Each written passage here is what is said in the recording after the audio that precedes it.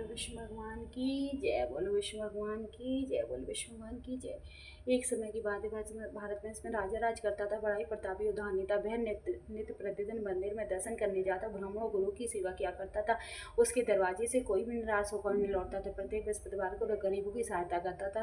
लेकिन ये सब बातें उसकी रानी को अच्छी नहीं लगती थी। वह न व्रत करती और न किसी को एक दमड़ी दान देती थी। राजा से भी ऐसा करने को मना करती थी। एक समय की बात है, राजा सरकार के बहन को कहे हुए थे। महल में केवल रानी और दासी थे। उस समय वसुदेव साधु रूप धारण कर राज्य के दरवाजे पर भिक्षा मांगने आए और रानी से भिक्षा मांगने लगे। तो रानी ने भिक्षा देने से इनकार कर दिया और कहा, हे साधु मार मैदानपुर से दंगा गई हूँ, मेरे से तो घर का कार्य समाप्त नहीं होता। इस कार्य के लिए तो मेरे पति देव भी बहुत हैं। अब आप इस प्रकार कृपा करें कि मेरा सारा धन नष्ट हो जाए तथा मैं आराम से रह सकूँ। साधु बोले, हे देवी, तुम तो बड़ी विचित्र हो। संतान और धन तो सभी चाहते हैं। राजा भी पुत्र और लक्ष्मी की इच्छा करता है। अगर आपके पास धन न थे तो भूखे मनुष्य को भोजन को प्याऊ लो, आप ब्राह्मणों को दान दो, कुआं तालाब बावड़ी बाग बगीचा आदि का निर्माण कराओ, मंदिर धर्मशाला आदि बनाओ, कुंवारी कन्या का विवाह करवाओ, धन को शुभ कर्मों में खर्च करो, जिससे तुम्हारे कुल का श्लोक परलोक फैला, स्वर्ग प्राप्ति पिता प्रसंगी, परंतु शादी के देश का आने पर कोई प्रभाव न पड़ा। वे बोली, हे साधु मार, मुझे ऐसे धन की आवश्यकता नहीं जिसे हर जगह बांटती हूँ। साधु बोले, हे देवी, तुम्हारी ऐसी इच्छा है तो ऐसा ही होगा। मैं तुम्हें बताता हूँ, वैसे ही करना। बृहस्पतिवार के दिन घर को गोबर से लिपना, अपने केसों को धोते समय स्नान करना, राज्य से कहना वह हजामन बनवाए, भोजन में मांस मंदारा खाना, धोबी का कपड़ा धुलने डालना। इस प्रकार 7 बृहस्पतिवार करने से हमारा सारा धन नष्ट हो जाएगा। ऐसे कहकर साधु महाराज मान से अंतर ध्यान हो गया। रानी साधु के अनुसार वैसा ही क्या 3 बृहस्पतिवार बीते थे, उनका समय धन नष्ट हो गया। भोजन के लिए दोनों तरह से लगे, वह सांसार भोगे से दुखी रहने लगे।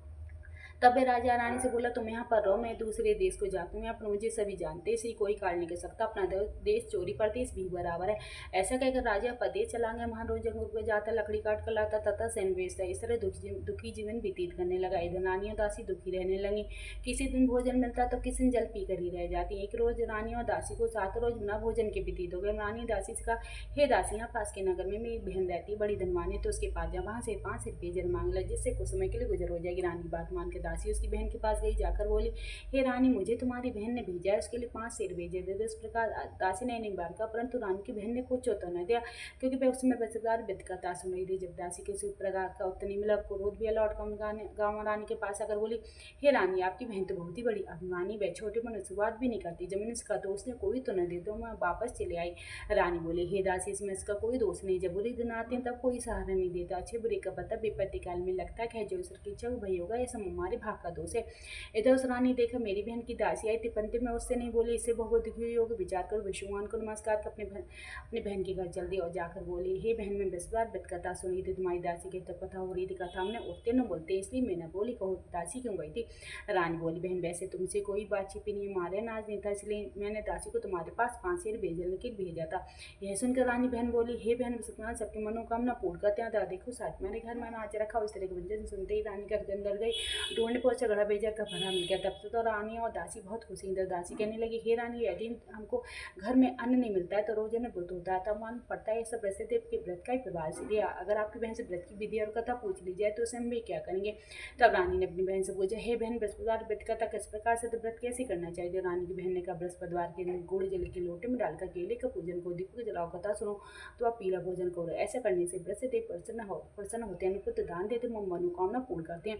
यह सुनकर रानी और दासी दोनों ने कि हम भी बृहस्पतिवार को विष्णु भगवान का पूजन जरूर करेंगे। अगले बार जो गुरुवार का दिन आए उन्होंने व्रत रखा। चना गुड़ साल में जाकर चना गुड़ बिल्लाई, फिर उसे केले की जटका तथा विष्णु भगवान का पूजन किया। पीला भोजन कहाँ से आई, बड़ी दुखी हुई, लेकिन उन्होंने व्रत किया था, इस कारण विष्णु प्रसन्न हुआ। भगवान साधु रूप में 2 थाली में सुंदर पीला भोजन लेकर आए। दासी को देकर बोले, हे दासी, तुम्हारे और रानी के लिए भोजन है, तुम दोनों भोजन करना। दासी भोजन पाकर बड़ी प्रसन्न रानी से बोली, चलो रानी जी, भोजन कर लो। रानी को इस विषय में कुछ पता नहीं था, इसलिए वे दासी से बोली, तुम भोजन कहते ब्याह में हमारी हंसी उड़ाती है। तब दासी कहने लगी, एक महात्मा भोजन दे गया। रानी कहने लगी, वो भोजन तेरे दे गए, तो भोजन कहते। दासी कहने लगी, महात्मा, हम दोनों 2 थाली भोजन दे गया, इसलिए हम तुम दोनों साथ साथ भोजन करेंगे। सुन विष्णु भगवान का नमस्कार कर दोनों भोजन आरंभ किया। तब से वह प्रत्येक बृहस्पतिवार व्रत रखने लगे। इस व्रत के प्रभाव से उनके पास काफी धन होगा। कुछ दिन बाद रानी फिर उसी प्रकार आलस करने लगी। तब दासी कहने लगी, हे रानी, तुम पहले से प्रकार आलस करती, तुमको धन रखने में कष्ट होता था, जिस कारण सभी धन नष्ट हो गया। भगवान के पास से धन दिलाए तो फिर तुमको आलस होता है। बड़ी मुसीबतों के बाद तुमने यह धन पाया, तो तुम्हें दान पुण्य करना चाहिए। भूखे में उसको भोजन को ब्याह लो, ब्राह्मणों को दान दो, कुआं तालाब बागड़ी बाग बगीचा आदि का निर्माण करा, मंदिर धर्मशाला आदि में कुआनी कन्या का विवाह करवा, धन को शुभ कर्मों में खर्च करो, जिससे तुम्हारे कुल का इस लोक पालन फैला स्वर्ग प्राप्ति पिता का सुनेंगे।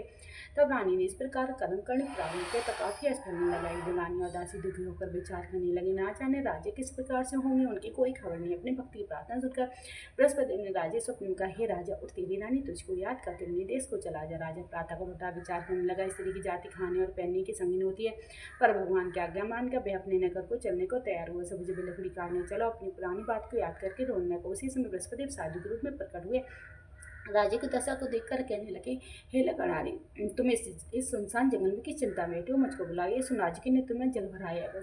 साधु की वर्णना कर अपनी संपूर्ण कहानी बतला दी। साधु उससे बोले, हे राजा, तुम्हारी स्त्री ने बृहस्पति का अपराध किया था, जिस कारण तुम्हारी यह दशा है। तुम किसी प्रकार की चिंता मत करो, तुम मेरा कहना मानकर बृहस्पतिवार का व्रत और कथा किया करो, वैसे तुम्हारी सभी मनोकामना को पूर्ण करेंगे। बृहस्पति तुम्हें पहले से अधिक धनवान करेंगे। साधु को वरदान देकर राजा बोला, हे प्रभु, मुझे लकड़ी बेचकर इतना पैसा नहीं मिलता जिसे भोजन करने के उपरांत कुछ बचा सकूं। मैंने रात्रि में अपनी रानी को व्याकुल देखा, इस वक्त मेरे पास कुछ भी नहीं जिससे उसकी कोई खबर तुम मंगा सकूं, और मैं कौन सी कहानी को मुझको कुछ भी मालूम नहीं है। यह सुनकर बृहस्पति ने राजा से कहा, हे राजा, तुम किसी प्रकार की चिंता मत करो, तुम रोजाना की तरह लकड़ियां लेकर शहर को जाओ, तुमको दुगुना धन प्राप्त हो, जिससे तुम भली भांति भोजन कर लोगे, तथा बृहस्पति की पूजा का सामान भी आ जाएगा। बृहस्पतिवार की कहानी निम्न प्रकार से। बृहस्पतिवार की कथा। प्राचीन काल में ब्राह्मण था, बहुत निर्धन था, उसकी कोई संतान नहीं थी। उसकी स्त्री बहुत मलिनता के साथ रहती, वह न स्नान करती, न किसी देवता का पूजन करती, प्रातः काल उठते सर्वप्रथम भोजन करती, बाद में कोई अन्य कार्य करती थी। इसे ब्राह्मण देवता बहुत दुखी थे, जो बेचारे बहुत कुछ कहते, परंतु उसका कोई परिणाम न निकलता। एक दिन ब्राह्मण की स्त्री का न रूप पैदा हुआ, कन्या बड़ी हुई, प्रातः स्नान करके विष्णुवार का व्रत और जाप करने लगी, और अपने पूजन पाठ को समाप्त करके स्कूल जाती, अपनी मुट्ठी में जो भर के ले जाती और पाठ सामान में डालती जाती, लौटते समय जौ सड़ हो जाती, उनको बिनकर घर जाती थी। एक दिन की बात, वह कन्या सूप में सोने की साफ कर रही थी। उसके पिता ने देख लिया और कहा, हे बेटे, सोने का जो को सब करने के लिए सोने का सुख होना चाहिए। दूसरे बृहस्पतिवार का दिन था, कन्या ने व्रत रखा, बृहस्पति देव से प्रार्थना करके कहा, हे स्वामी, मैंने आपकी पूजा सच्ची मन से की हो, तो मेरे लिए सोने का सुख दे दो। बृहस्पति देव जी ने उसकी प्रार्थना स्वीकार कर ली। रोजा नहीं तरह कन्या जौ फैलाती हुई स्कूल गई। जब लौट कर जो भी नहीं थी, उसे बृहस्पति देव के पास से सोने का सुख मिला, वैसे मिला, उसमें जौ साफ करने लगी, परंतु उसकी माँ पर बेढंग रहा। एक दिन की बात, वह कन्या सोने के सुख में सोने के जौ साफ कर रही थी, उसमें सरकार राजपूत वहां से होकर निकला। इस कन्या के रूप और कार्य को देखकर मोहित हो गया, अपने घर आकर भोजन तक जब त्याग कर उदास से लेट गया। जब राज को इस बात का पता चला, मंत्री के साथ अपनी बेटी के पास गए, बोले, हे बेटा, तुम्हें किस बात का कष्ट है, किसने तुम्हारा अपमान किया, अथवा कोई अनकार सो कहो, मैं वही कार्य करूँगा जिससे तुम्हें प्रसन्नता हो। राजकुमार ने अपने पिता की बात सुनी तो बोला, हे पिताजी, मुझे आपकी कृपा से किसी बात का दुख नहीं आया, मेरा किसने अपमान किया, परंतु मैं उस लड़की के साथ विवाह करना चाहता हूँ जो सोने के सुख में सोने से साफ करती है। सुन राजा ऐश में पड़ा और बोला, हे बेटा, इस तरह करने का पता तुम्हें लगाओ, मैं इसके साथ तेरा विवश करवा दूंगा। राजकुमार ने उस लड़के का बतलाया, तब राजकीय मंत्री उस लड़के घर गए, ब्राह्मण देवता को सभी हाल बतलाया, तब ब्राह्मण देवता अपनी कन्या को राजकुमार के साथ करने के लिए तैयार हो गए। सभी विधान के अनुसार ब्राह्मण की कन्या के वह राजकुमार के साथ हो गया।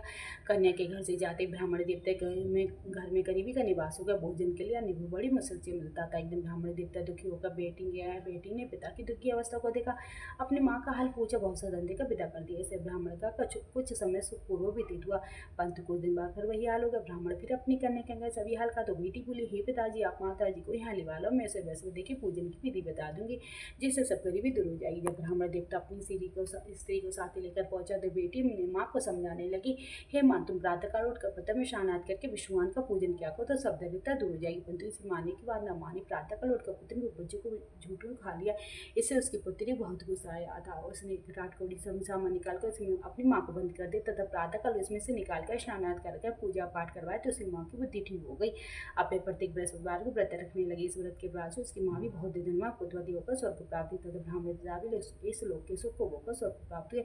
इस तरह कहानी के साधु देवता वहां से लोग हुए। धीरे धीरे समय व्यतीत होने पर बृहस्पतिवार का दिन आया। राजा जंगल में लकड़ी काटेंगे, उस दिन और दिन से अधिक पैसा मिला, जिससे राजा ने चना गुड़वाला का बृहस्पति देव का व्रत किया। उस दिन से उसके सभी कलेश दूर हो गए, परंतु जो बुधवार गुरुवार का दिन आया व्रत करना भूल गया। इस कारण बृहस्पति नाराज हो गए। उसी दिन उस नगर के राजा ने विशाल यज्ञ किया, जिनके तथा संपूर्ण शहर में घोषणा करवा दी गई, कोई मनुष्य अपने घर में भोजन न बना, अपना अग्नि जलावे, समन जनता मेरी भोजन करने आवे, जो साध्यों को न मानेगा उसके लिए फांसी से दे दी जाएगी। राजा की आज्ञानुसार शहर के सभी लोग भोजन करने गए, परंतु लकड़हारा कुछ देर से पहुंचा, इसलिए राजा उसको अपने साथ महल में ले जाकर भोजन करा रहे थे। तब रानी की दृष्टि खूंट पर पड़ी, जिस पर उसका लटका हुआ था वह दिखाई नहीं दिया। रानी निश्चय कि मेरा हरीश ने चुरा लिया। उसी समय सिपाही बुलाकर उसको जेल खाने में डलवा दिया। जब राजा जेल खाने पड़ गया और बहुत दुखी होकर विचार करने लगा, ना जाने कौन से पूर्वजों के कर्म से मेरे लिए यह दुख प्राप्त हुआ। उसी साधु को याद करके रोने लगा जो कि जंगल में मिला था। उसी समय तत्काल ब्रह्मदेव साधु के रूप में प्रकट हुए और राजा की दशा को देखकर कहने लगा, यार मूर्ख, तूने ब्रह्मदेवता की व्रत कथा नहीं कही जिस नाम तेरे लिए दुख प्राप्त हुआ। अब तो किसी प्रकार की चिंता मत कर।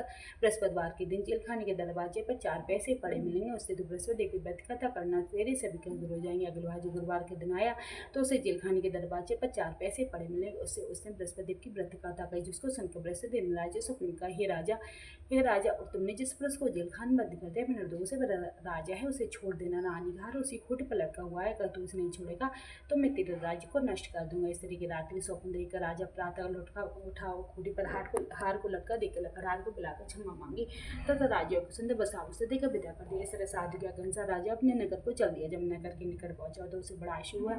नगर में पहले से बागताल, कुएं, धर्मशाला, मंदिर आदि बन गए। राजा ने पूछा, सब किसका बाग धर्मशाला है? तब नगर के सभी लोग कहने लगे, यह सब रानी और दासी की है। यह सुनकर राजा को आश्चर्य हो गया। उत्साह भी आया।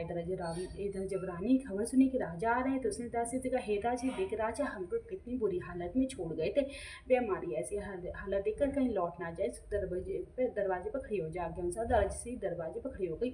जब राजा आए तो उन्हें अपने साथ महल मिलने वाला ही। तभी राजा ने क्रोध करके तलवार निकाले, पूछ लगे, यह बताओ तुम्हें धन कैसे प्राप्त हुआ? उन्होंने कहा, हम सब धन ब्रह्मदेव के व्रत के प्रभाव से प्राप्त हुआ है। राजा ने स्वयं ब्रह्मदेव के व्रत का प्रभाव देखा था, इसलिए राजा ने निश्चय किया, साधु रोज बात तो सभी ब्रह्मदेव का पूजन करते हैं, परंतु मैं रोजाना 3 बार कहानी क्या करूंगा तथा रोज व्रत क्या करूंगा। अब तो राजा के दुपट्टे में हर समय चने की दाल बंधी रहती थी, दिन में 3 बार कहानी कहता है। एक रोज राजा ने विचार किया, चलो अपनी बहन के यहाँ हो। आप विचार करो, घोड़े सवार अपनी बहन की घर चल दिए। मारे ने उसने देखा कुछ आदमी एक मूर्ति को ले जा रहे हैं। उन्हें रोककर राजा कहने लगा, अरे भाइयों, मेरे विस्तार व्रत कथा सुन लो। लो हमारा तो आदमी मन के इसको अपनी कथा की पड़ी है, परंतु कुछ आदमी बोले, अच्छा कम तुम्हारी कथा भी सुनिए। इस तरह जब राजा ने दाल निकाली, जब राजनीति मुर्दा हिलने लगा, जब कथा समाप्त होगी, राम राम करके मुर्दा खड़ा हो गया। आगे मार में उसे किसान खेत में हल चला ना।